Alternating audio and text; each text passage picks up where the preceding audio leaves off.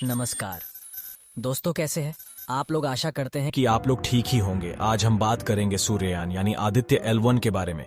लेकिन उससे पहले मैं हूं दीपक और आपका स्वागत है मेरे YouTube चैनल BR30 फैक्ट में। अगर आप चैनल पर नए हो तो चैनल को सब्सक्राइब करो और वीडियो को लाइक शेयर करना ना भूलें। साथ ही एक छोटा सा कमेंट जरूर करें। चलिए बढ़ते हैं वीडियो की ओर। Aditya L1 launched. इसरो ने रचा नया इतिहास। अब सूर्य की ओर आदित्य की 125 दिन की यात्रा शुरू। आदित्य L1 मिशन की सफल लॉन्चिंग हो गई है। इसरो के सबसे भरोसेमंद रॉकेट PSLV-XL आदित्य को उसके तय ऑर्बिट में छोड़ने निकल गया है। लॉन्च के करीब 1 घंटे बाद आदित्य L1 अपनी तय कक्षा में पहुंचेगा। इसके बाद वह 16 दिन धरती के चारों तरफ 5 चक्कर लगाएगा। फिर सही गति मिलते ही सीधे L1 की तरफ निकल जाएगा। ISRO अपने पहले सूर्य मिशन PSLV-C57/आदित्य L1 मिशन को सफलतापूर्वक लॉन्च कर चुका है। लॉन्चिंग श्रीहरिकोटा के सतीश धवन स्पेस सेंटर के दूसरे लॉन्च पैड से 2 सितंबर 2023 को 11:50 में की गई। यह लॉन्चिंग PSLV-XL रॉकेट से की गई है। इस रॉकेट की यह 25वीं उड़ान थी। सबसे पहले जानिए इस रॉकेट के बारे में। यह PSLV रॉकेट की 59वीं उड़ान है। PSLV-XL वेरिएंट की 25वीं उड़ान है। यह रॉकेट 145.62 फीट ऊंचा है। लॉन्च के समय वजन 321 टन रहता है। यह 4 स्टेज का रॉकेट है। 6 स्ट्रैप ऑन होते हैं। क्या करेगा rocket? PSLV-XL rocket Aditya L1 को धरती की निचली कक्षा में छोड़ेगा, जो 235 किलोमीटर x 19,500 km की पेरिजी और एपोजी वाली अंडाकार कक्षा है। आदित्य L1 का वजन 1,480.7 किलोग्राम है। लॉन्च के करीब 63 मिनट बाद रॉकेट से आदित्य L1 स्पेसक्राफ्ट अलग हो जाएगा। रॉकेट वैसे तो आदित्य को 25 मिनट में ही आदित्य को तय कक्षा में पहुंचा देगा। यह इस रॉकेट की सबसे लंबी उड़ानों में से एक है, यानी सबसे ज्यादा समय की। इससे पहले इतनी लंबी यात्रा साल 2021 में ब्राजील के अमेजोनिया समेत 18 सैटेलाइट की उड़ान थी। उसमें 1 घंटा 55 मिनट लगा था। उससे पहले सितंबर 2016 में इस रॉकेट ने 2 घंटे 15 मिनट की उड़ान भरी थी। तब इसने 8 सैटेलाइट्स को अंतरिक्ष में छोड़ा था। क्या है लॉरेंस पॉइंट? क्या है Lawrence point? Lawrence point, Lagrange point यानी L। यह नाम गणितज्ञ जोसेफी लुई लॉरेंस के नाम पर दिया गया है। इन्होंने ही इन लॉरेंस पॉइंट्स को खोजा था।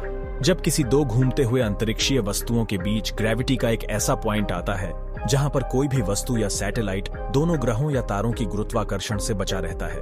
आदित्य L1 के मामले में यह धरती और सूरज दोनों की गुरुत्वाकर्षण शक्ति से बचा रहेगा। लॉन्च के बाद आदित्य 16 दिनों तक धरती के चारों तरफ चक्कर लगाएगा।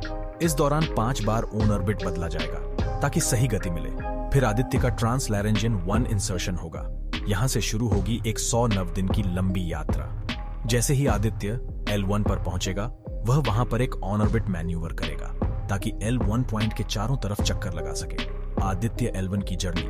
आदित्य L1 अपनी यात्रा की शुरुआत lower earth on orbit LEO से करेगा, यानी PSLV-XL रॉकेट उसे तय LEO में छोड़ देगा। इसके बाद धरती का चारों तरफ 16 दिनों तक 5 ऑन ऑर्बिट मैन्यूवर करके सीधे धरती की गुरुत्वाकर्षण वाले क्षेत्र यानी स्फीयर ऑफ इन्फ्लुएंस SOI से बाहर जाएगा। फिर शुरू होगी क्रूज फेज। यह थोड़ी लंबी चलेगी। आदित्य L1 को हेलो ऑर्बिट में डाला जाएगा, जहां पर L1 पॉइंट होता है। इस यात्रा में इसे 109 दिन लगेंगे। इसे कठिन इसलिए माना जा रहा है क्योंकि इसे 2 बड़े ऑन ऑर्बिट में जाना है। कठिनाई भी है रास्ते में। धरती के SOI से बाहर जाना, क्योंकि पृथ्वी अपनी ग्रेविटी से आसपास मौजूद हर चीज को अपनी ओर खींचती है। क्रूज फेज और हेलो ऑन ऑर्बिट में L1 पोजीशन को कैप्चर करना। अगर गति नियंत्रित नहीं हुई तो वह जल जाएगा। आदित्य L1 क्या है? आदित्य L1 भारत की पहली अंतरिक्ष आधारित ऑब्जर्वेटरी, स्पेस बेस्ड ऑब्जर्वेटरी है। यह सूरज से इतनी दूर तैनात होगा कि उसे गर्मी तो लगे लेकिन खराब ना हो, क्योंकि सूरज की सतह से थोड़ा ऊपर यानी फोटोस्फेयर का तापमान करीब 5500 डिग्री सेल्सियस रहता है। केंद्र का तापमान 1.50 करोड़ डिग्री सेल्सियस रहता है। ऐसे में किसी यान या स्पेसक्राफ्ट का वहां जाना संभव नहीं है। क्या करेगा आदित्य L1 स्पेसक्राफ्ट? सौर तूफानों के आने की वजह, सौर लहरों और उनका धरती के वायुमंडल पर क्या असर होता है। आदित्य सूरज के कोरोना से निकलने वाली गर्मी और गर्म हवाओं की स्टडी करेगा। सौर हवाओं के विभाजन और तापमान की स्टडी करेगा। सौर वायुमंडल को समझने का प्रयास करेगा। कौन कौन से पेलोड्स जा रहे हैं आदित्य के साथ? PAPA यानी plasma analyser package for Aditya. यह सूरज की गर्म हवाओं में मौजूद इलेक्ट्रॉन्स और भारी आयन की दिशाओं और उनकी स्टडी करेगा। कितनी गर्मी है इन हवाओं में इसका पता करेगा। साथ ही चार्ज्ड कणों यानी आयंस के वजन का भी पता करेगा। EVLC यानी विजिबल लाइन एमिशन कोरोनाग्राफ, इसे इंडियन इंस्टीट्यूट ऑफ एस्ट्रोफिजिक्स ने बनाया है। सूर्ययान में लगा VELC सूरज की HD फोटो लेगा। इस स्पेसक्राफ्ट को PSLV रॉकेट से लॉन्च किया जाएगा। इस पेलोड में लगा कैमरा सूरज के हाई रेजोल्यूशन तस्वीरें लेगा, साथ ही स्पेक्ट्रोस्कोपी और पोलैरिमेट्री भी करेगा। स्यूइट यानी सोलर अल्ट्रावायलेट इमेजिंग टेलीस्कोप, यह एक अल्ट्रावायलेट टेलीस्कोप है। यह सूरज की अल्ट्रावायलेट वेवलेंथ की तस्वीरें लेगा, साथ ही सूरज के फोटोस्फेयर और क्रोमोस्फेयर की तस्वीरें लेगा, यानी नैरो और ब्रॉडबैंड इमेजिंग होगी। सोलेक्स यानी solar low energy x-ray spectrometer, सूरज से निकलने वाले एक्सरे और उसमें आने वाले बदलावों की स्टडी करेगा, साथ ही सूरज से निकलने वाली सौर लहरों का भी अध्ययन करेगा। HEL10S यानी high energy L1 orbiting X ray spectrometer, GL1OS, यह एक हार्ड एक्सरे स्पेक्ट्रोमीटर है। यह हार्ड एक्सरे किरणों की स्टडी करेगा, यानी सौर लहरों से निकलने वाले हाई एनर्जी एक्सरे का अध्ययन करेगा।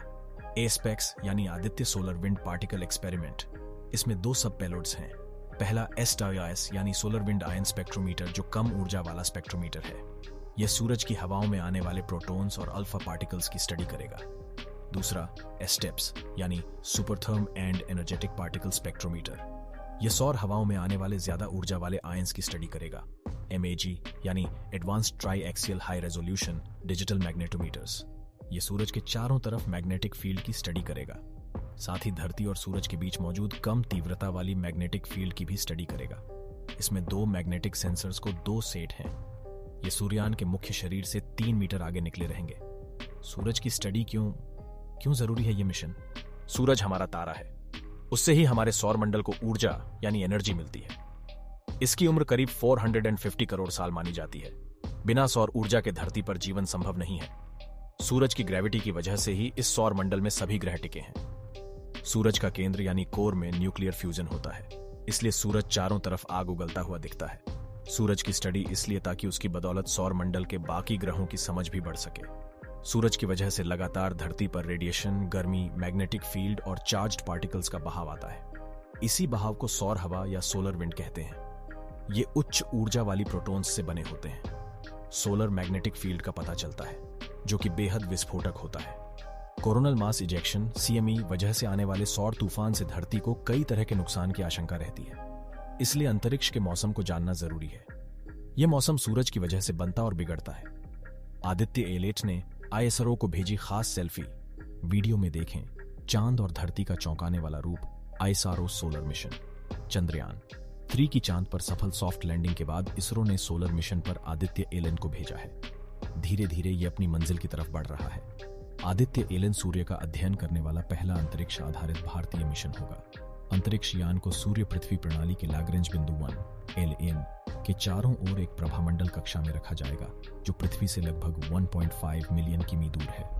LH बिंदु के चारों ओर प्रभामंडल कक्षा में रखे गए उपग्रह को सूर्य को बिना किसी आच्छादन ग्रहण के लगातार देखने का प्रमुख लाभ है। यह वास्तविक समय में सौर गतिविधियों और अंतरिक्ष मौसम पर इसके प्रभाव को देखने का अधिक लाभ प्रदान करेगा।